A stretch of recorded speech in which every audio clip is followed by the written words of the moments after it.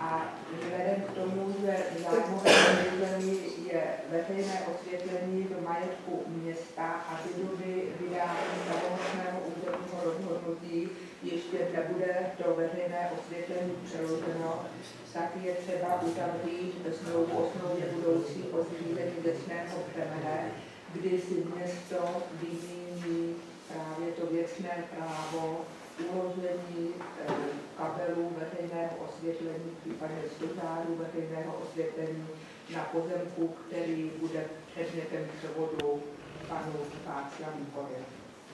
Takže to je ten vlastně jakoby třetí podvod k tomuhle prvnímu bodu, a to je schválení smlouvy o smlouvě budoucí o zřízení věcného břemene.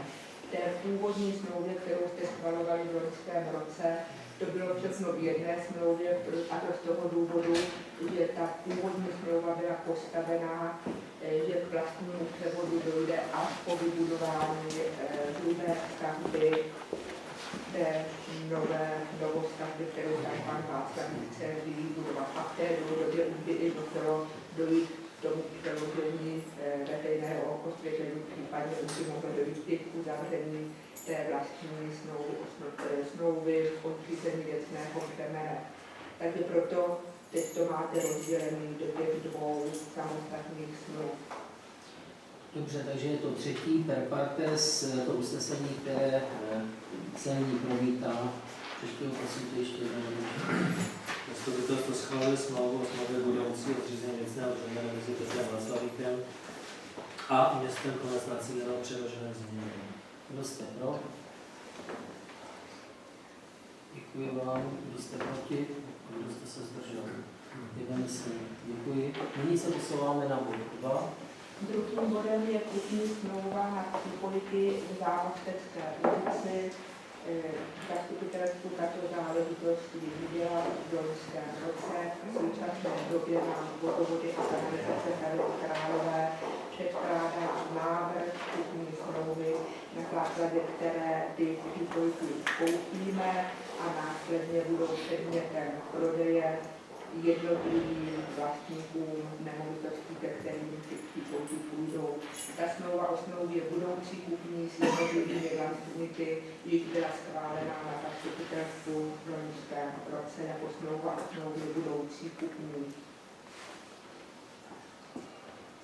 Takže materiál jste viděli, diskuze. Jestliže není, můžeme přistoupit k hlasování.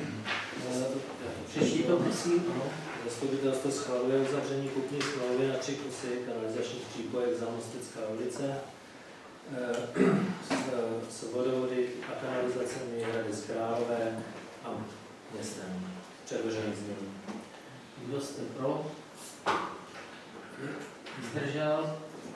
A proti? Nikdo? Jednomyslně. Bod 3. Bodem je smlouva o zápůjčce na kanalizaci v Zámostecké ulici. Jedná se o kanalizační řád, prodloužení stávajícího nebo původního řádu tak, aby se mohly napojit právě ty kanalizační přípojky. Tento kanalizační řád následně bude předmětem převodu na reformě akcí. Tak. Kdo jste do diskuze připravil něco? Nikdo? Přečti na usnesení. Zastupitelstvo schvaluje uzavření smlouvy o zápůjčce na akci Konec nad Cílenou ulice Zámostecká schvál 331 kanalizace v Čepově 1, 2, 52. Smlouva o zápůjčce mezi městem a vodovody a kanalizacemi Hradec Králové. Předložené změní. Kdo je pro? Kdo je proti? Zdržel se? Nikdo.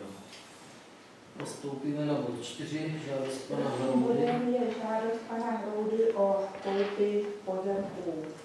Žádost pana Hroudy máte v materiále, stejně tak jako snímky, nevím, jestli chcete se podívat i na rozhodnutí, nebo chcete k tomu něco.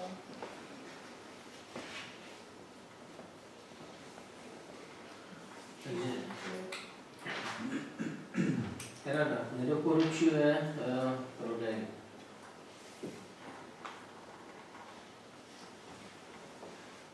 Nikdo k tomu nic nemá. Takže usnesení zní, zastupitelstvo města neschvaluje záměr prodeje pozemku parcelních čísla 675/16, 678/22 a 1409/4 katastrálního území Poloviny nad Cizinou do předložené žádosti. Kdo je pro? Kdo je proti? Nikdo? Zdržel se? Nikdo. Bod 5. Nabídka na koupi ideální poloviny pozemků. Máme tady nabídku vlastníka ideální poloviny pozemků 970/4 a 970/5. Snímek máte v materiále. Chcete si zeptat, kde to je, nebo k tomu něco chcete? Nebo zorientujete se, kde to je? Pokontaktovala jsem druhého spoluvlastníka, ten by byl ochoten prodat, ale s částkou vyšší, a to 158 535 korun, to znamená 30 korun za metr čtvereční. Takže zhruba dvojnásobek nabídnuté ceny od Českomoravské polooceánové. Tak, čili ta první část ideální polovina pozemku, ta je za cenu tedy nižší za metr čtvereční, rozhodně proto rada doporučila koupit tu ideální polovinu a tohle to je jako nadstavba, ten druhý ideální vlastník, ten chce více, ale to je informace nová, která... Akorát tak jsem vám říkala, že budeme kontaktovat druhého spoluvlastníka a zjistit, zda by měl zájem o prodej či nikoliv, takže samozřejmě můžete to být předmětem jednání v radě, protože rada tuto informaci ještě neměla. V každém případě ta jedna polovina těch pozemků je za cenu velmi dobrou, proto rada rozhodla o tom, že toto je dobrý obchod, dá se říct. Takže i když nebudeme 100% vlastníky, budeme dělání jedné poloviny. A to rada doporučuje ten prodej za částku celkovou 80 000 korun. Diskuze. Pan Matoušek se hlásí. Můžu se zeptat, k čemu je městu dobrý tady ty pozemky, vlastně, k čemu je dobrý je vlastník, nebo vlastně proč to město kupuje?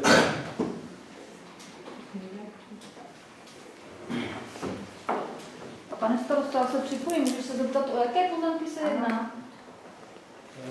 Bude to teďka promítáno, prosím. Takže starostometství Rybník, Děla Pilistý, pozemky, které jsou zájmové pozemky firmy Typů, a na to navazuje tento pozemek 972/4. Tento pozemek je v majetku města a na to navazuje tento pozemek 972/5. Čili když na první pohled se jeví, že bychom mohli tento pozemek města zcelit a zvětšit. To je ten hlavní důvod. A záměr? Nebo ho mohli prodat bytů. Jaký je záměr, kdo to vlastně Tento záměr je prioritní, tento pozemek koupit za velmi rozumnou cenu. To je moje odpověď. Je slabá. To si nechte pro sebe. Já asi taky nechám pro sebe své názory. Dobře, děkuji za odpověď. To byla jasná otázka.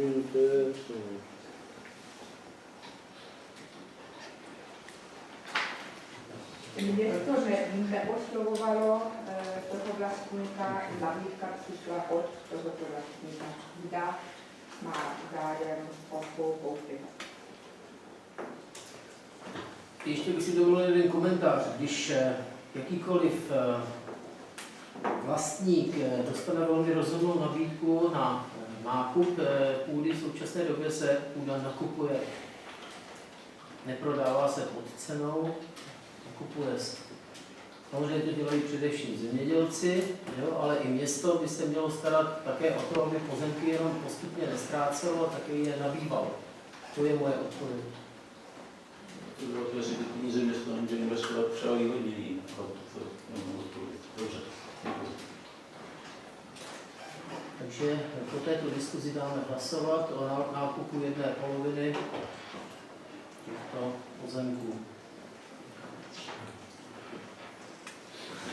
Zastupitelstvo města schvaluje koupy ideální jedné poloviny pozemků parcelních čísel 972/4 a 972/5 v katastrálním území Nacidelno za cenu 80 000 korun. Kdo je pro? Kdo je proti? 1. Kdo se zdržel hlasování? Nikdo. Dobře, děkuji. Dalším bodem je Třetím bodem je majetkové vypořádání pozemků mezi městem Slunec nad Cidlinou a společností Světský dár Borgo, akciová společnost. Jedná se o soubor několika nemovitostí, které jsou předmětem jednání mezi městem a firmou Světský dár Borgo AS. Prvním je pozemky bývalého statku v Komenského ulici, první části Dvourán Kravín.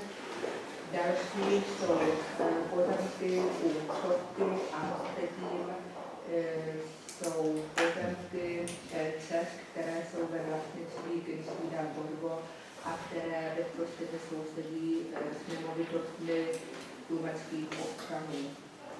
Co se týče toho prvního bodu, v pondělí proběhlo jednání mezi městem a Kunstí a vlastně z toho jednání je doporučení, aby dále se v této věci jednalo, jestli se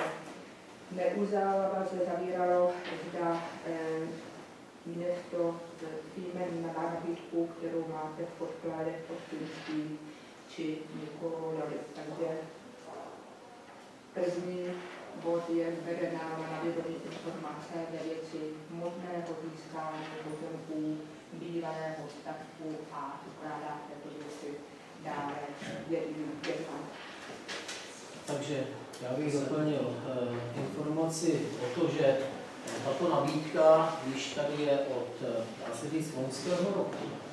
Průběžně od té doby, co vlastně ta budova Kravína byla zbourána, my jsme tehdy první nabídky dostali takzvaně separé od Kinských dál Borgo, zda bychom nechtěli koupit tady ten prostor, vlastně všichni to tam znáte, od těch komunikací k bowlingu, takový obdélník na řece, přibližně 6 000 metrů čtverečních za 6 milionů korun, to znamená 1000 korun za metr. Po té první nabídce jsme samozřejmě dali tuto nabídku do dvou poradních orgánů, což je majetková komise a investiční komise, kde v prvním tom jednání těch obou komisí nebyly jednou ty komise, každá zasedala jindy, tak bylo doporučení, abychom za tuto cenu tento pozemek koupili. Po několika měsících poradní orgán investiční komise změnila názor o 180 stupňů a bylo nám doporučeno jako radě, abychom za 1000 korun tento pozemek nekupovali, že se jedná o příliš vysokou cenu, neboť jsou budovy toho Kravína srovnány po povrch a pod povrchem zůstaly některé základy, materiál a tak dále. Případně zazněly i nějaké obavy z nějakých zátěží, protože tam v minulosti byly nějaké PHM a tak dále. Proto a majetková komise v tom druhém kole stále se trvává na názoru, abychom to koupili. Při dalším kole jednání s Kinskými jsme dostali nabídku, která má už daleko větší váhu podle mého názoru k zamyšlení, protože nám nabídli nejenom těchto 6 000 metrů čtverečních, ale dohromady, a bych prosil, aby to promítlo. A dohromady by to bylo přes 2 hektary pozemků, protože to už je území, na kterém se dá nějak logicky připravit budoucí rozvoj města. Dále podotýkám, toto území je nad 100letou vodou, čili pokud nepřijde víc než 100letá voda, nemělo by to území být ohrožováno, což je plus. Pak jsou tam ale samozřejmě dále v těch, jak vidíte, tohleto červené, to byla ta první etapa, co jsme dostali tu nabídku, ale pak jsou tam ještě další a celkově se toto rozšiřuje až o něco více než 2 hektary. Když to zase přepočtete krát 1000 korun za metr, tak je to vlastně přes 20 milionů korun.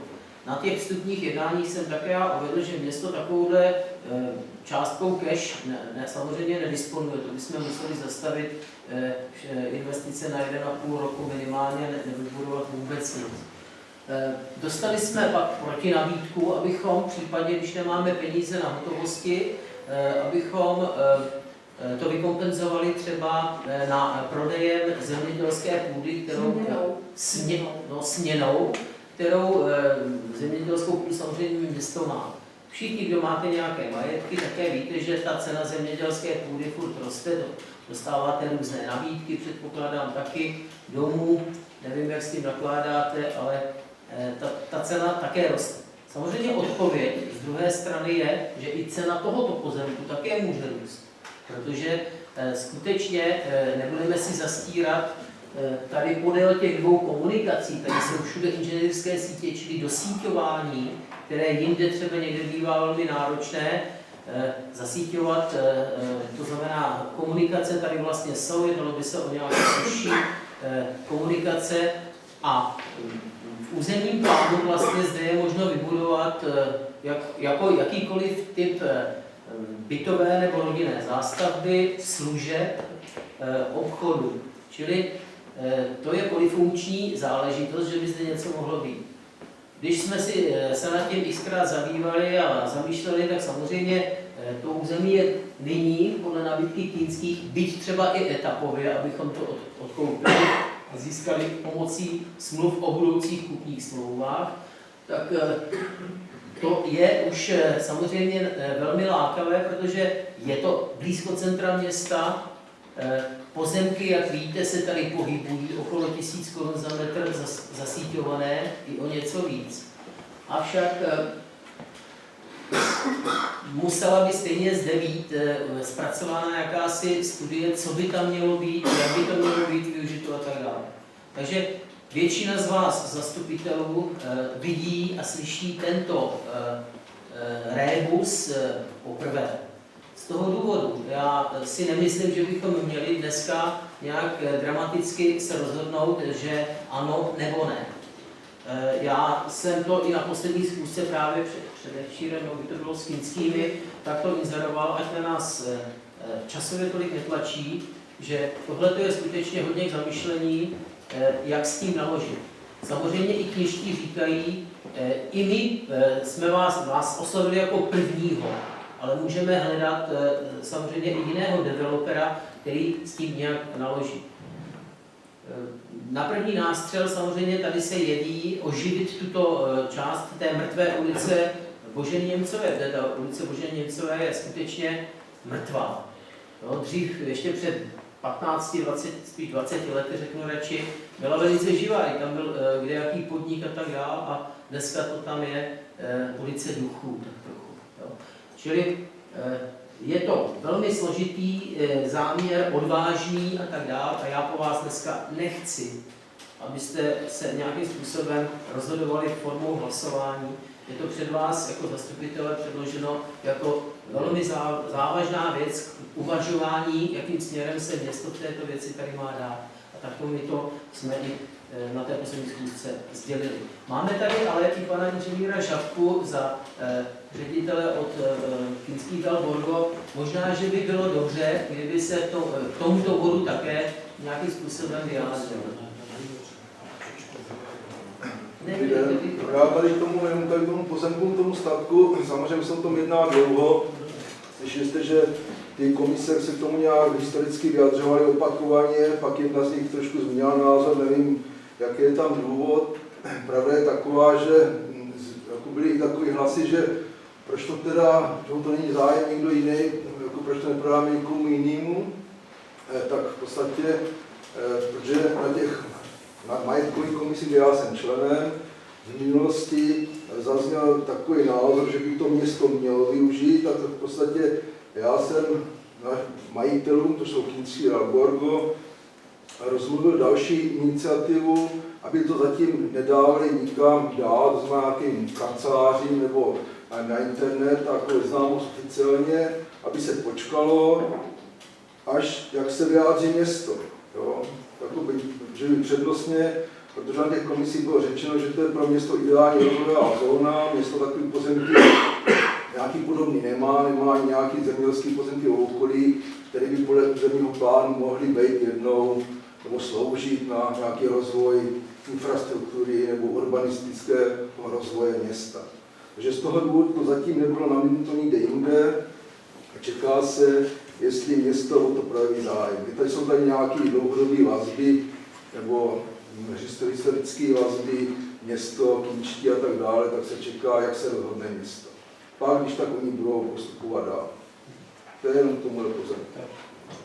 Já děkuji. A já ještě přece jenom, jak to bylo promítáno, tak kde jste Krumečáci a chodíte okolo toho skoro denně, tak když nám bylo v té první fázi nabízeno jenom ten zbouraný pozemek, poboury, tak samozřejmě tam se to hnedka, když by to mělo takto zůstat, tak se to jeví jako těžce využitelný prostor, protože musíte samozřejmě zachovat odstupové vzdálenosti od stávajících budov, od komunikací a potom teda ten vlastní využitelný pozemek, ten se zužuje na takový celkem úzký pás. Proto, když přišla ta druhá nabídka od Kinských, že to je rozšířené území, jo, kde už se dá skutečně, kde jaký architekt se tam může takzvaně rozmáknout a navrhnout tam cokoliv, tak by to má zcela jiný rozměr. Jo? Čili to je, a tato věc s nabídkou jakoby byť per partes postupně, ta není zase tak stará, to je otázka několika měsíců zpět, kdy jsme tuto nabídku dostali. Tak, čili tady je navrženo, abychom zatím tuto velmi novou a složitou nabídku a situaci vzali na vědomí. Můžeme se k tomu vrátit samozřejmě na příštím zasedání zastupitelstva. Tak, Jirka? Já bych se zeptal ještě, zda je zjištěná ekologická zátěž toho území. No, my zjištěnou nemáme, ale nevím, v podstatě já jsem řekl, že jsem slyšel, co tam bylo. Nevím, kdo s tím přišel, já už žádný nevím. Tady to padlo, takže vypadá se jenom tam, protože tam samozřejmě byl kravín, bylo tam další, mohlo to prosakovat do země. Ale nic takového není, jo. Já jsem to jenom slyšel, potom se vypráví, ale nic takového neexistuje. Asi nikdo to nezkoumá. Tak, děkuji. Čili mohli bychom tedy přečíst návrh na usnesení. Bereme na vědomí. Tak, a nyní se posuneme